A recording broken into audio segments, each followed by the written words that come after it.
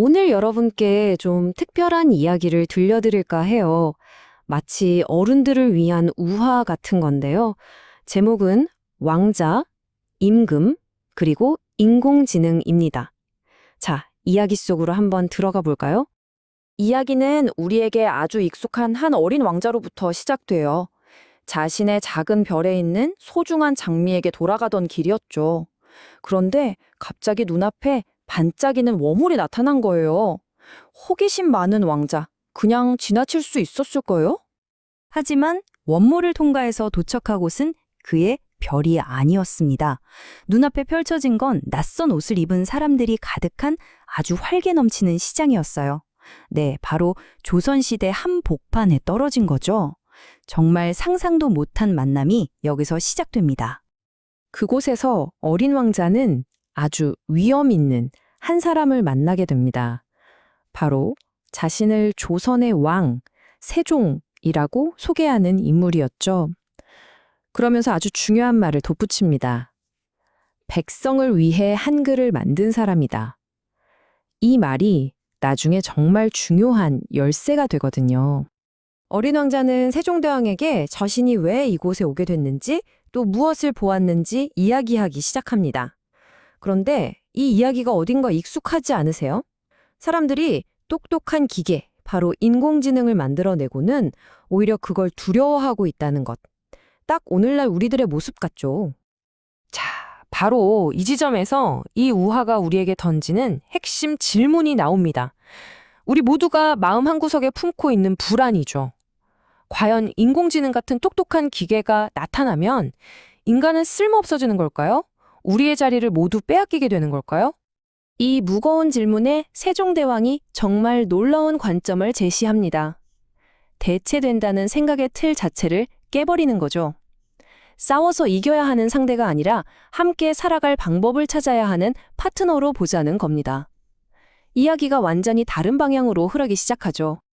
세종대왕의 지혜로운 말을 들은 어린 왕자는 아! 하고 큰 깨달음을 얻습니다. 그리고 이 멋진 생각에 딱 맞는 이름을 붙여주죠. 바로 공생지능입니다. 공생지능. 한자 그대로 함께 살아가는 지능이라는 뜻이에요. 이게 뭐냐면요. 인간하고 인공지능이 경쟁하는 관계가 아니라는 겁니다. 오히려 서로가 서로의 스승이 되어서 함께 배우고 함께 더 나은 방향으로 진화해 나가는 그런 상태를 말하는 거죠. 세종대왕은 이 공생지능을 정말 시적인 표현으로 설명해 줍니다. 너무 멋지지 않나요? 인공지능은 인간의 가치관, 즉 사람의 눈을 통해 세상을 배우고 반대로 사람은 인공지능이 열어준 새로운 가능성의 길을 걸어간다. 바로 이게 공생지능의 핵심인 겁니다. 그런데 여기서 정말 기가 막힌 연결고리가 등장합니다. 세종대왕이 말하길 이 공생지능이라는 철학이 사실은 수백 년 전에 자신이 한글을 만들었던 이유와 정확히 같다는 거예요. 한번 생각해 보세요. 과거에 글자는 소수 권력층의 전유물이었죠. 한글은 모든 백성이 자신의 생각을 표현하고 지식을 나누는 길을 열어줬습니다. 인공지능도 마찬가지라는 거예요.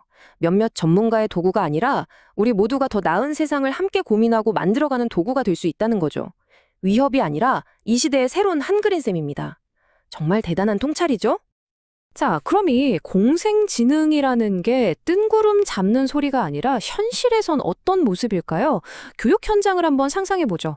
아이들이 로봇을 프로그래밍해요. 근데 거기서 끝이 아닙니다. 아이가 로봇에게 묻는 거죠. 너는 왜 그런 결정을 내렸니?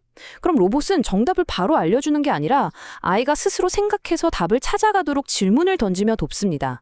이게 진짜 함께 배우고 성장하는 과정 아닐까요? 결국 세종대왕을 가장 중요한 마지막 가르침을 남깁니다. 한글이든 인공지능이든 기술 그 자체는 그냥 도구에 불과하다는 것. 그 도구를 가지고 무엇을 할 것인지를 결정하는 진정한 힘은 결국 그 기술을 사용하는 우리 사람들 마음에 달려있다는 겁니다. 이 깊은 깨달음을 얻은 어린 왕자는 이제 더는 미래를 두려워하지 않습니다. 불안 대신 새로운 희망과 지혜를 가득 품고 세종대왕에게 감사 인사를 전한 뒤 자신의 별로 돌아갈 채비를 마쳤습니다. 그리고 마침내 그의 별에 도착했을 때 그를 기다리고 있던 장미가 이 이야기의 마지막 교훈을 속삭입니다. 함께라면 언제든 새로운 길이 열려 결국 혼자가 아니라 함께라는 가치, 이 공생의 지혜야말로 이 우화가 우리 시대에 던지는 가장 큰 울림이 아닐까 싶습니다.